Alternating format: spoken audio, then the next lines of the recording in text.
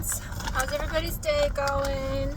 It's a beautiful fall day here and I wanted to talk to you about what I started crocheting when I started on this crochet journey.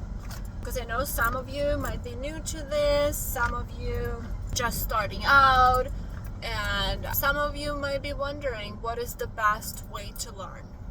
So I'm going to share my journey with you. It started when I was probably 8 years old.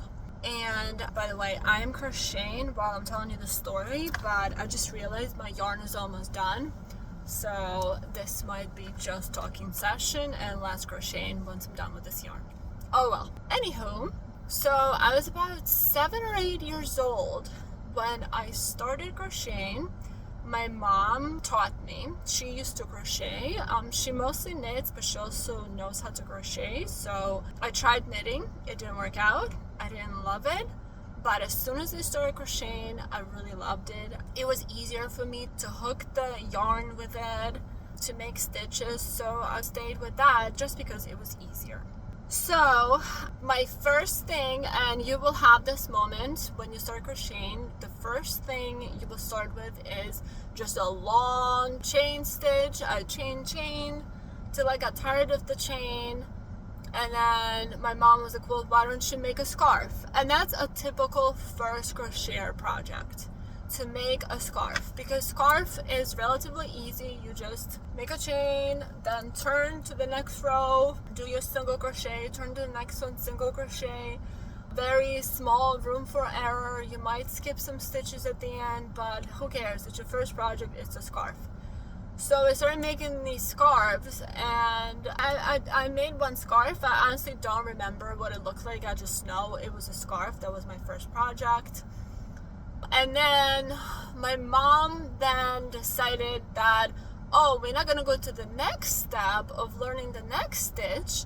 She decided, why don't I teach her how to read the charts, right? The crochet diagrams. I don't know if you know what that is, but each stitch has a little symbol that every crocheter community knows, or at least the ones who know how to read diagram know about it.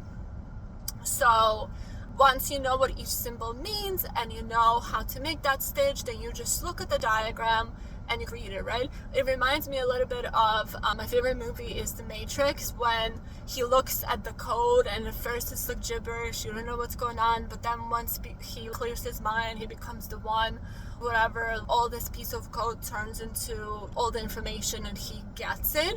So once you get it with these crochet symbols and you learn, then you can easily see what the crochet item will look like. So I learned the diagrams, I learned all the stitches, right? The basics, the single, the double, the half double crochet, the triple crochet. Those are the main ones in the chain.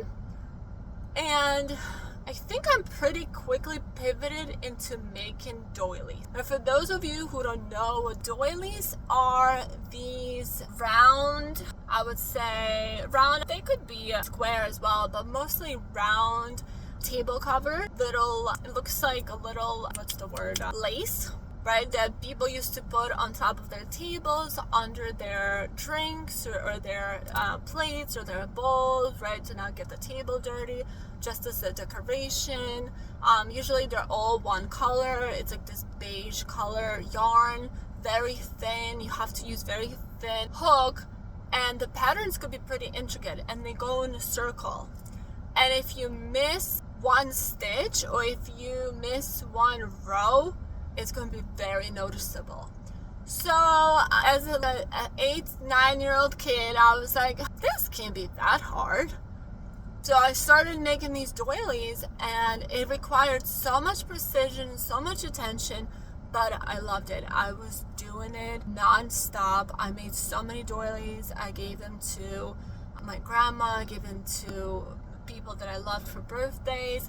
Now mind you, one doily probably took me a month or two to make because it's so tiny yarn and such an intricate pattern, but I really enjoy doing that. Now looking back, I think I would rather kill myself than make a doily, to be honest with you. But back then, it was something that I really enjoyed doing.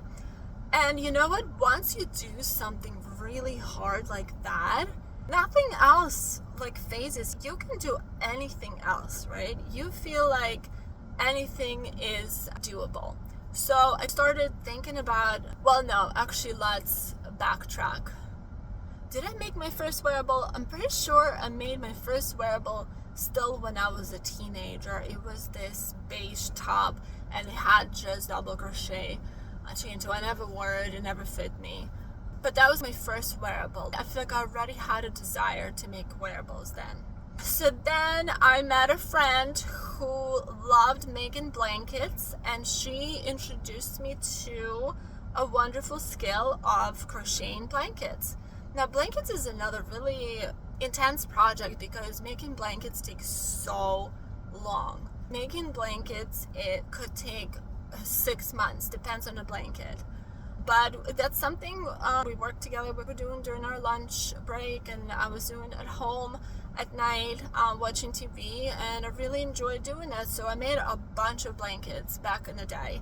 So I was on a blanket kick. Then she actually the one who taught me how to make a hat. She gave me a simple pattern of a hat. She wrote it down. And once I learned how to make a hat, I started making hats.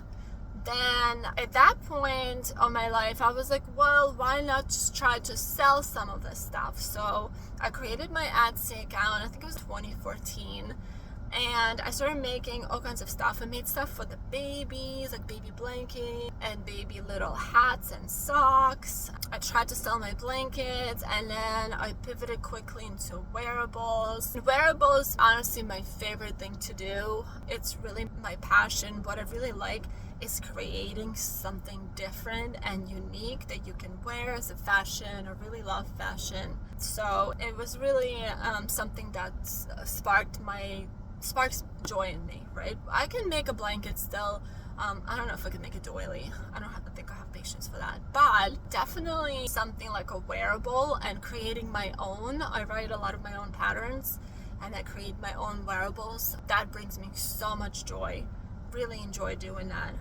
So that's so I don't think my crocheting journey was a standard one, because I know that a lot of people start off small and a lot of people actually don't know how to read diagrams.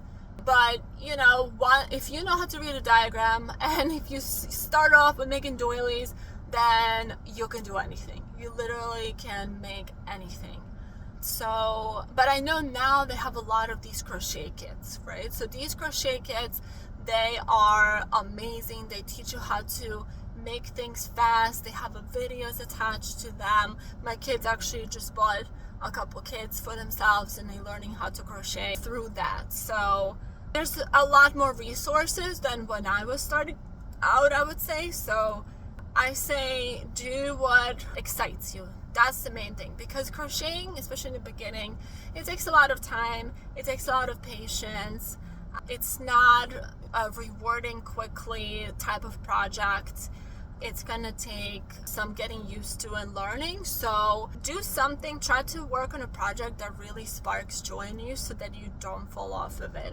At the end of it, it's a wonderful hobby that really helps to relax you, helps bring beauty to the world, brings people happiness, and why not learn how to do it? I think it's an amazing skill to have.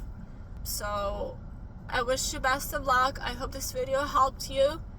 If you have any questions, please leave a comment, like this video, subscribe to my channel, and I will see you in the next one. Bye.